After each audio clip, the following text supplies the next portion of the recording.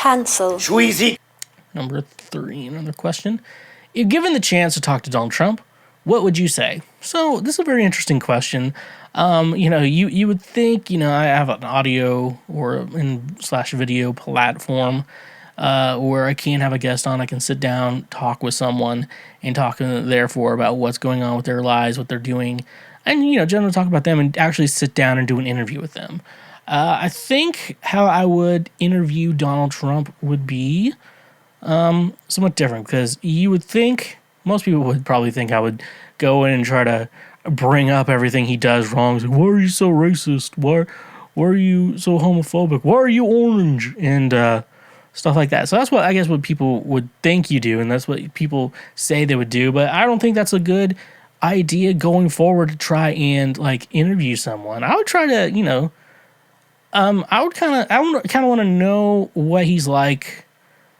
It's kind of a thing, what is he like just sitting down talking with him? He's not, I'm not really trying to, because the entertainment is me and him having a conversation. And so he's not trying to necessarily perform. It's like sports, the sports people aren't doing things to be entertaining. They're just playing the sport, therefore are being entertaining. So with me sitting down talking to someone on a podcast type situation, the entertainment's already there. So neither of us have to actually try to be entertaining.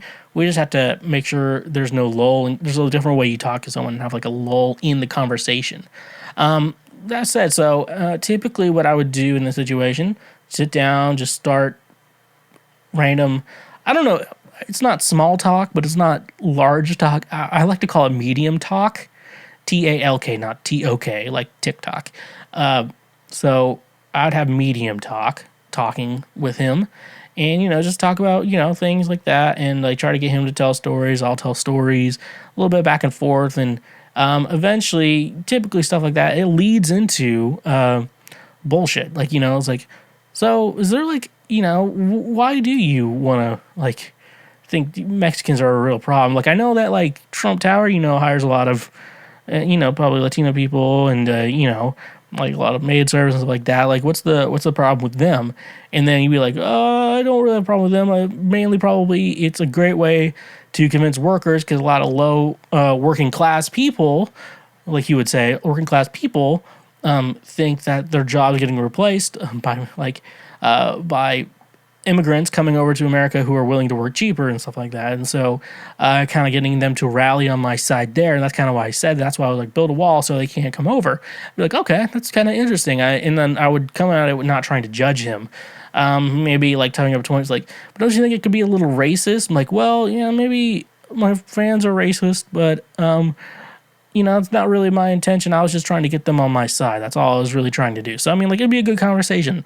That's kind of how I would lead into it. Start with some medium talking points, fun, get them really comfortable, and then try to get into the big things. Because a lot of times, you kind of have to get people comfortable. And it sounds like I'm being maniacal when I'm saying that. The real trick, though, when doing that, though, is that you want them to know, hey, you got to let them know, hey, I'm not going to, I'm a safe person to talk to in regards to that. So you can talk to me, and we can have this conversation. I'm not going to sit here and try to do something sinister with like what we're trying to talk about right now. That's the main point. And there's other things I could do, bring up as well. There's obviously, I would probably have some talking points I want to bring up, talk beforehand, but a lot of times if I was, sitting down, getting to interview him, I'd probably not try to prepare that much.